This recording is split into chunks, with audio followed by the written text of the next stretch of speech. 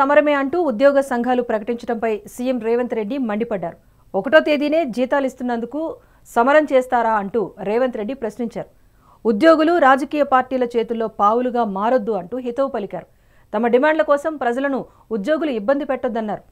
ఏ పథకాన్ని ఆపి ఏ డిమాండ్లు నెరవేర్చాలని చెప్పాలని ఉద్యోగులనే ప్రశ్నించారు రేవంత్ రెడ్డి. ఏది పెంచుదామో చెప్పుండ్రి, ఎక్కడ ధరలు పెంచుదామో చెప్పుండ్రి. ధరలు పెంచకుండా ఉన్న పథకాలను ఆపకుండా కొత్త కోరికలు నెరవేరవు.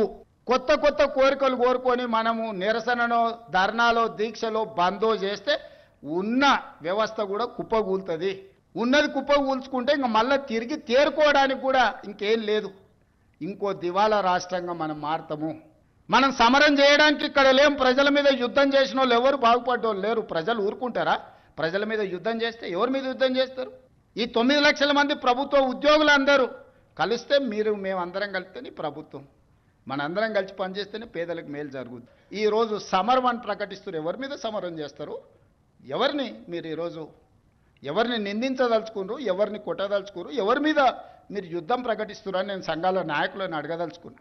మీకు బాధ్యత లేదా? 35 సంవత్సరాలు ప్రజలు మన జీత భత్యాలు ఇచ్చి రిటైర్ అయిపోయిన తర్వాత మనకు పెన్షన్ కూడా ఇచ్చి మన కుటుంబాలను ఆదుకుంటున్న 98% ప్రజల యొక్క పెన్షన్లు కానీ, రైతు రుణమాఫీ కానీ, రైతు భరోసా కానీ, ఉచిత కరెంటు కానీ, షాదీ ముబారక్ కానీ, కళ్యాణ లక్ష్మి కానీ, ఆర్టీసీలో ఆడబిడ్డలకు ఉచిత ప్రయాణం కానీ, ఇవన్నీ చేయాల్సిన బాధ్యత ప్రభుత్వ ఉద్యోగ సంఘాల నాయకుల మీద లేదా?